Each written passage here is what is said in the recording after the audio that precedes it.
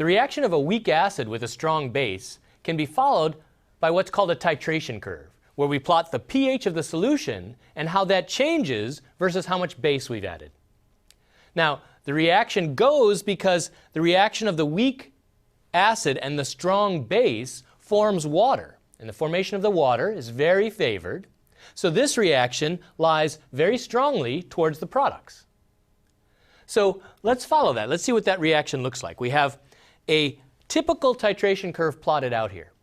And at several points in the titration curve, the pH is relatively easy to calculate. So we can often just calculate a point or two in the titration curve and then sketch it out using the fact that we know the overall shape has this long S kind of shape.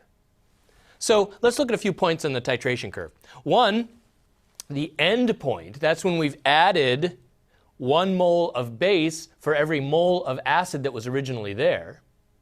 But we can also talk about here point A, the beginning of the titration, the initial point.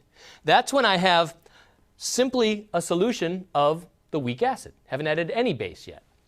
Here, the point B, right in between the initial and the end point. We can look at point C right at the end point and then well beyond the end point.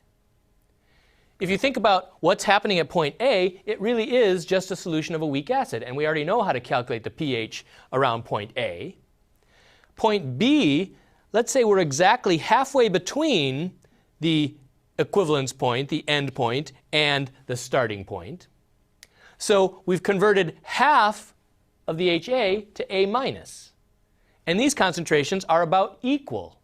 In fact, you could find a point directly in the center where they are equal. The HA concentration is equal to the A minus concentration.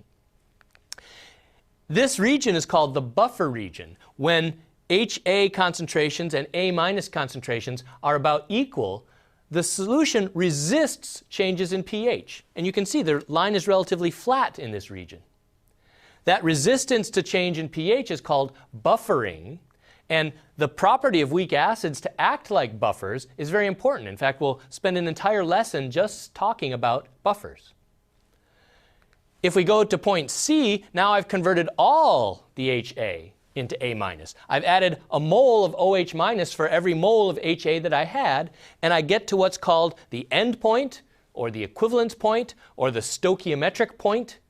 All different names for the same thing, where you've added a mole of base for every mole of acid that you originally had. So these are the major points along the titration curve.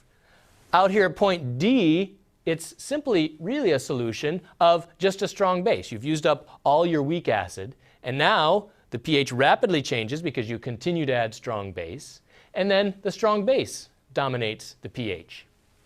So these are the major points along a titration curve of a weak acid by a strong base.